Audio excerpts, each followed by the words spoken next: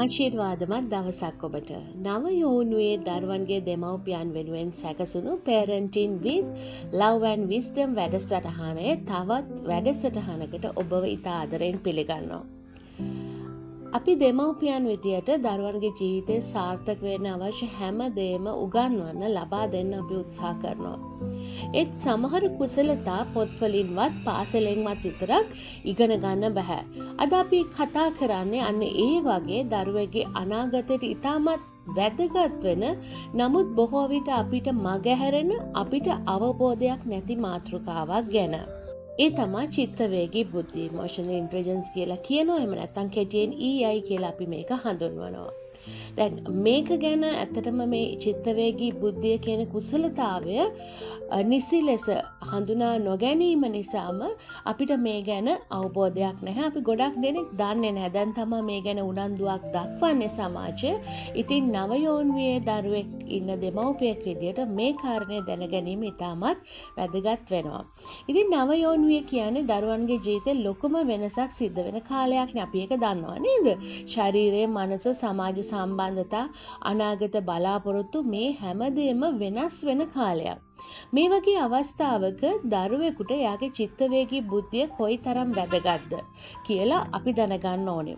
ඒ වගේම මේ චිත්තවේගී බුද්ධිය කියන්නේ මොකක්ද කියලා නව යෝනියේ දෙමව්පිය දරුව සිටින දෙමව්පිය විදියට අපි දැනගෙන ඉන්න එකත් හරිම වැදගත්.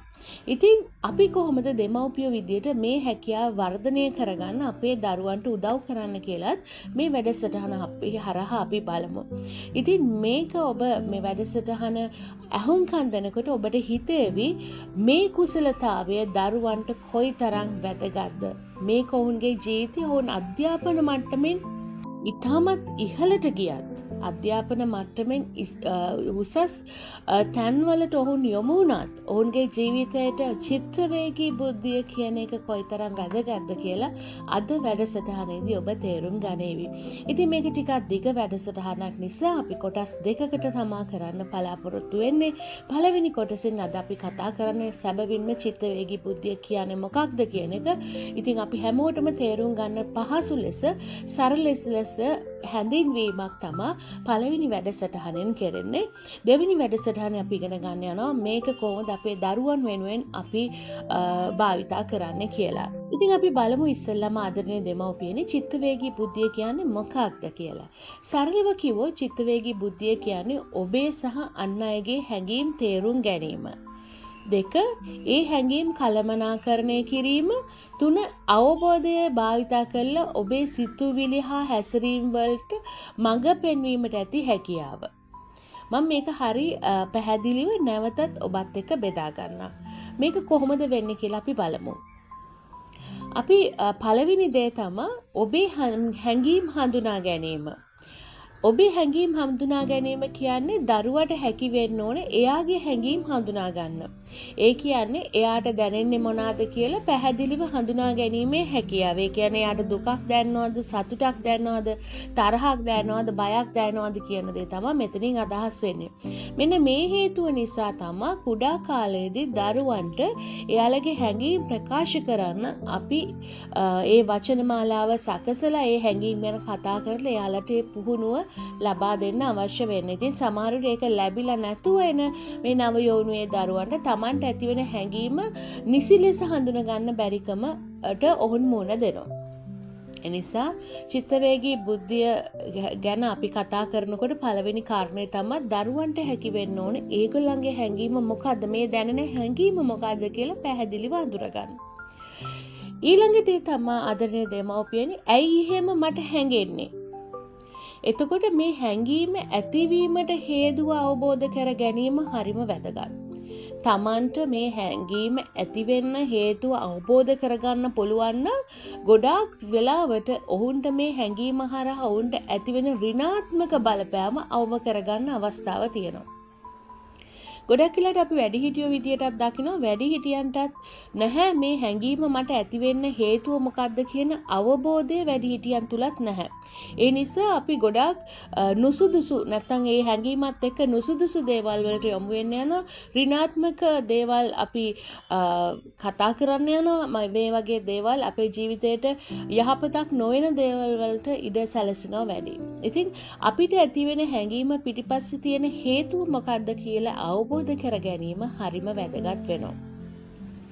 ඊළඟ දේ තමයි තුන්වෙනි කාරණය දෙමව්පියනේ ඔබේ හැඟීම් නිරෝගී ආකාරයෙන් කළමනාකරීමට හැකියාව. ඒ කියන්නේ දරුවගේ හැඟීම් නිරෝගී ආකාරයෙන් කළමනාකරණය කරන්න දරුවට අපි උගන්වන්න ඕනේ. මම කලින් කිව්වනේ මේ හැඟීම ඇති වෙන්න හේතුව දරුවා දැනගත්තාම ඒක දරුවට නිවැරදි ලෙස කළමනාකරණය කරන්නට හැකියාව ලැබෙනවා. දැන් මේ චිත්තවේගී බුද්ධිය පිළිබඳ පාඩම් මාලාවක් නවයෝනුවේ දරුවන්ට අපි කරනවා. දැන් මේ පාඩම් මාලාවෙම දෙමව්පියන්ට කතා කරන එකක් තමයි මම මේ කරන්නේ. ඕගලන්ටත් අවබෝධයක් දෙන්න අවශ්‍ය නිසා. ඉදිරි සතිවලදී අපි මේ වැඩසටහන කරන්න බලාපොරොත්තු වෙනවා. ඔබට ඒ ගැන දැනුවත් කරන අපේ WhatsApp groups වලට. ඉතින් ඔබේ දරුවත් කැමති නම් මේකට සහභාගී කරන්න පුළුවන්. මොකද දරුවෙකුට මේක ඉතා වැදගත් බව ඔබට දැන්ම වැටහෙනවා ඇති. ඉතින් දැන් ඊළඟ කාරණේ තමයි අර මං කිව්වා වගේ අපේ හැඟීම් නිරෝගී ආකාරයෙන් කළමනාකරණය කරන්න පළවෙනියෙන් අපි ඉගෙන ගන්න ඕනේ මොකද්ද? මට ඇති වෙච්ච හැඟීම මොකද්ද? දෙක මොකද්ද? ඇයි මට ඒක ඇති උනේ? තුන්වෙනි ආකාරය තමයි මම මේ කොහොමද මේ හැඟීම කෝපය දුක වැනි දැඩි හැඟීම් ආවේගශීලීව පිට කරන්න නැතුව සෞඛ්‍ය සම්පන්නව ඒවට මුහුණ දෙන්නේ කොහොමද කියන එක. දැන් මීට කලින් වැඩසටහනකදී මම කතා කරා දරුවන් එක ගැටුම් ඇති කරගන්නේ නැතුව දරුවන් ඇති කරන ගැටුම් වලට අපි මුහුණ දෙන්නේ කොහොමද කියලා. දැන් දරුවෝ ගැටුම් ඇති කරගන්න එක හේතුවක් තමයි ඒගොල්ලන් දන්නේ නැහැ සෞඛ්‍ය සම්පන්නව එයාලගේ ආවේග වලට මුහුණ දෙන්නේ කොහොමද කියලා. ඊළඟ කාරණේ තමයි හැඟීම් ගෞරවණීය ලෙස ප්‍රකාශ කරන්නත් දරුවෝ ඉගෙන ගන්න ඕනේ. ඒ කියන්නේ අපිට දැනෙන හැඟීම අන් අයට හානියක් නොවන ආකාරයෙන් නිවැරදිව ප්‍රකාශ කරන්න අපි දරුවෝ විදියට දැනගන්න ඕනේ. අපේ දරුවෝ දැනගන්න ඕනේ. දැන් මේක පියවරෙන් පියවරෙද්දි මම හිතනවා දෙමව්පියන්ට මම මේ කියන කාරණේ වැටෙනවා ඇති කියලා. ඊළඟ දේ තමයි අපි අපේ හැඟීම් වලට විතරක් නෙවෙයි අනිත් අයගේ හැඟීම් වලට සංවේදීව ප්‍රතිචාර දැක්වීම ඉතාමත් වැදගත් වෙනවා. අන් අයට හැඟෙන දේ තේරුම් ගන්න එක, අන් අයට දැනෙන දේ තේරුම් ගන්න එක, ඒ හැඟීම් වලට අපි සංවේදීව කියන්නේ අපි අනුකම්පාව කියන්නේ එම්පති කියලා කියන්නේ අපි ඒ විදියට ඒ හැඟීම් වලට ගරු කරන්න අපි දැනගන්න ඕනේ. මෙන්න මේ කාරණා පහ ඔයගලන්ට කියලා දෙනකොට ඔයගලන්ට එක බෙදා ගන්නකොට දෙමව්පියන ඔබට තේරෙනවා ඇති මේ දේ කරන්න පුළුවන් දරුවෙකුට මේ චිත්තවේගී බුද්ධිය කියන එක මේ කොටස් පහ තමන්ගේ ජීවිතයට පුරුදු කරගත්ත දරුවෙකුට කොයිතරම් ලේසිද මනුෂ්‍යයන් සමග වැඩ කරන්න, කොයිතරම් ලේසිද තමන්ගේ ජීවිතේ කටයුතු පහසුවෙන් ගෙනියන්න. ඉතින් චිත්තවේගී බුද්ධිය ඇති දරුවෙක් කියන්නේ ගැටුමකදී ඔවුන්ට පුළුවන් හරිම සංසුන්ව ඉඳලා අවශ්‍ය දේ හරි ලෙස තීරණය කරන්න බුද්ධිය ඔවුන්ට තියෙනවා. ඒ කියන්නේ ඒක ගොඩනගා ගන්න පුළුවන්. ඒ කියන්නේ ගැටුමකදී කලහකාරී ලෙස හැසිරෙන්න ඔවුන් පෙළඹෙන්නේ නැහැ. ඒ වගේම ඔවුන්ව රිදුණු විටත් ඔවුන් ඒකට ප්‍රතිචාර දක්වන්නේ කොහොමද කියලා දන්නවා. ඒ වගේම මේ දරුවන්ට හැකියාව තියෙනවා අන් අයත් එක්ක ගැඹුරු සම්බන්ධතා ගොඩනගා ගන්න. ඉතින් මම මේ කිව්ව කාරණා පහත් එක්ක මම ආදරණීය දෙමව්පියනි ඔබත් එක්ක බෙදා ගන්න කැමතියි මේ චිත්තවේගී බුද්ධිය සෑදෙන ප්‍රධාන කුසලතා පහක් ගැන. මේකත් දැනගැනීම ඉතා වැදගත් කියලා මම හිතනවා. ඒ නිසා මම ඒ කාරණෙත් මේ වැඩසටහනට එකතු කරලා තියෙනවා. එක තමයි ස්වං අවබෝධය. ඒක තමයි චිත්තවේගී බුද්ධිය. ඇත්තම මේක තමයි පදනම. ඒ කියන්නේ මම අර කලින් කිව්වා වගේ Tamanගේ හැඟීම් මොනවද? ඒව ඇති වෙන්නේ ඇයි? ඒ හැඟීම් Tamanගේ සිතුවිලි වලට හා හැසිරීම් වලට බලපාන්නේ කොහොමද කියලා ඉගෙන ගන්න එක මේට ඇතුළත් වෙනවා. එතකොට තමන්ගේ ශක්තියන් හා දුර්වලතා මේ දරුවා අඳුර ගන්නවා. ඉතින් අපේ වැඩසටහන් වලදී මෙන්න මේක අපි දරුවන්ට පුරුදු පුහුණු කරනවා. එතකොට දැන් සමහරවිට මම උදාහරණයක් කියන්න විභාගයේදී ලකුණු ගන්න බැරි වුන නිසා මට කලකිරීමක් දැනෙනවා. දැන් අපිට කලකිරීමක් දැනෙනවා, දුකක් දැනෙනවා. දැන් ඒ දුකට හේතුව මොකද්ද? දැන් ඔන්න එයා අඳුරගත්ත මට දුකක් තියෙනවා. ඒ දුකට හේතුව මොකද්ද? එයාගේ දුකට ඇති වෙන්න හේතුව තමයි එයා විභාගයට ලෑස්ති නොවීම. දැන් මෙයා මේක අඳුර ගන්නවා. දෙවෙනි දේ තමයි ස්වන් නියාමනය. කියන්නේ හැඟීම් හඳුනගත්තට විතරක් මදි. ඒ හැඟීම් කළමනාකරණය කරන්නේ කොහොමද කියලාත් අපි ඉගෙන ගන්න ඕනේ. ස්වන් නියාමනය කියන්නේ ආවේගශීලීව හැඟීම් වලට ප්‍රතිචාර නොදී අපි සෞඛ්‍ය සම්පන්නව ප්‍රතිචාර දැක්වීමට ඇති හැකියාව. ඊළඟ දේ තමයි අම්මලා තුන්වෙනි එක අභිප්‍රේරණය. ඒ කියන්නේ මේකේ අභිප්‍රේරණය කියන්නේ අභ්‍යන්තර පෙළඹවීම. ඒ කියන්නේ බාහිර ප්‍රශංසා, ත්‍යාග බලාපොරොත්තු නොවි තමන්ගේම සතුට හා දියුණුව වෙනුවෙන් ඒ ඉලක්ක තබාගෙන ඒවට ලංවීමට උත්සාහ කිරීමේ හැකියාව. දැන් මේක ලොකු පුහුණුවක් දරුවෙකුට. ඒ කියන්නේ ලොකු දෙයක්. ඒ කියන්නේ තමන්ගේ අරමුණ වෙනුවෙන් ඉලක්ක වෙනුවෙන් වැඩ කරන්න තියෙන උත්සාහය.